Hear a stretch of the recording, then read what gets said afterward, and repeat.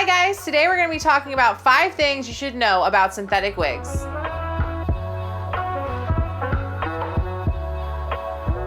Alright, so today I wanted to come on here and I just wanted to talk to you guys a little bit about wigs, specifically synthetic wigs. So I feel like there are a lot of things out there that you just don't know until you are a wig wearer. And these are things that I just wish I kind of knew about synthetic wigs before I started wearing them. Before we get to that, I want to remind you guys of a couple of things. If you are new to my channel, don't forget to subscribe. Make sure you hit that notification bell so you get notification on all the videos I do in the future. And also give me a like on this video, guys. I'd really appreciate it. We're going to be doing a huge giveaway when we hit 5,000 subscribers. So make sure you like, comment, share, all that fun stuff. Now let's go ahead and get into what this video is about, and that is synthetic wigs. All right, so like I said, I wanted to really just touch base on 5 of the most important things I feel like people should know about synthetic wigs. Not really in order of importance, just so that it's easier for you guys to follow. And we'll go ahead and talk about it as we go. So number 1, synthetic wigs are not like human hair wigs. And when I say that, I know that sounds very broad, but I feel like a lot of people get very confused when it comes to synthetic wigs. So synthetic wigs already are amazing because they come styled, which human hair wigs, you have to continue to style them just like normal hair, but they don't have the same feel as human hair wigs. Perfect example, my husband, he likes the way my synthetic wigs look, cannot stand the way they feel. He feels like if I lie on his chest and I have my wig on, it feels scratchy. Whereas when I run my hands through this wig, it feels totally fine to me. It's not human hair. It's very, very, very close, and they've been doing an amazing job getting even closer, but it is not the same thing. Number 2, you cannot wash and style a synthetic wig the same way you do your own hair. What I mean by that is synthetic wigs cannot absorb things like our hair follicles do. So our hair follicles are open and they are porous and they can absorb things. Synthetic fibers are not going to be like normal hair. So when you're putting products on them, they're literally just coating the hair. They're not being absorbed into the hair, which is why if you're using silicone wig sprays, dry conditioner, dry shampoo, dry texture spray, any of those products that we have kind of figured out how to use on our synthetic wigs, they are going to just be coating the hair, which means they're gonna build up. That's just gonna happen, and you're gonna have to wash your wigs.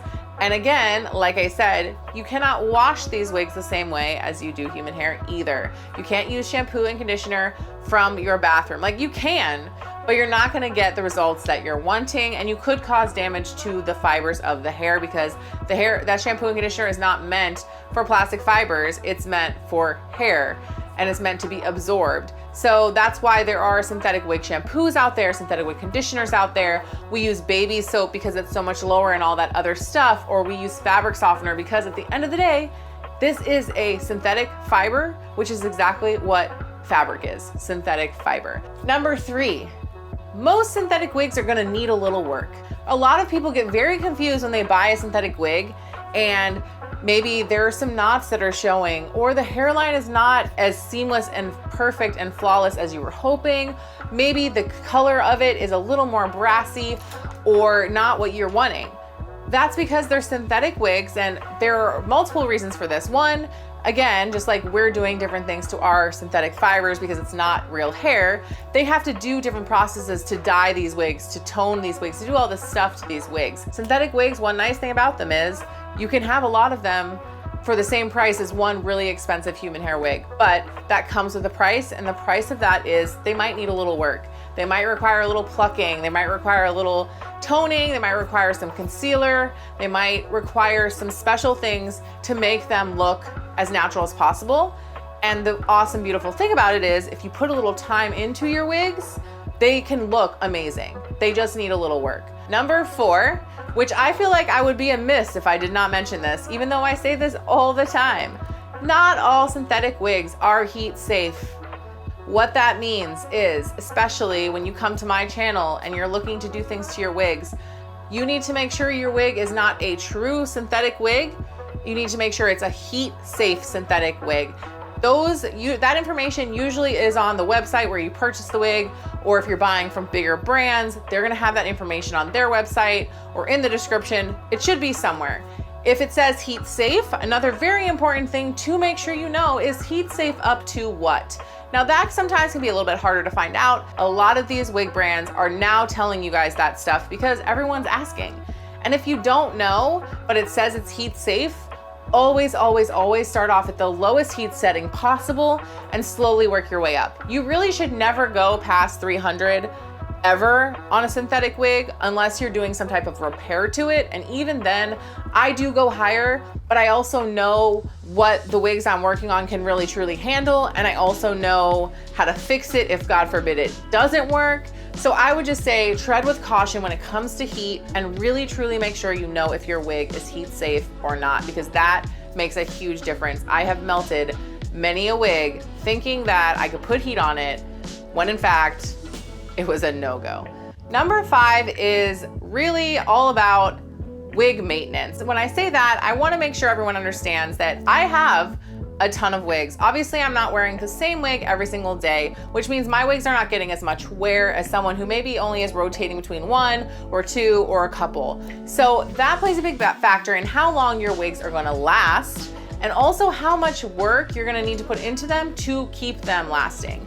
I have some wigs here that I wear all the time. They're my favorite wigs to wear to work. I really have like 5 staple wigs that I'm always wearing and they get the most wear. And they are the ones that I have to do things to keep nice. And also they're the ones that end up being other things. You can make a synthetic wig last a lot longer than its normal shelf life that they'll tell you that it's gonna last for. But you gotta put a little work in it. And you also really just need to be knowledgeable about what you're putting on the wig and what you're doing to the wig to prevent that damage. That's really it, guys. That's my top 5. I also conveniently have videos on how to do all of the things that I talked about. So if you aren't really sure where to start when it comes to those things, you can definitely check those videos out. I do have like a playlist for like wig basics. It's a great place to start. And if there's ever something you guys want to know about, don't know about, product that you're curious about, let me know in the comments below of any of my videos. We're always looking to make content that you guys are wanting to see, and I want to keep trying products that you guys are curious about so I can maybe do a little bit of the guesswork for you. Again, like I said at the beginning, if you are new to my channel, don't forget to subscribe. Make sure you hit that notification bell to get notification on all the videos I do in the future. Thank you guys so much for watching, and I will see you on the next video.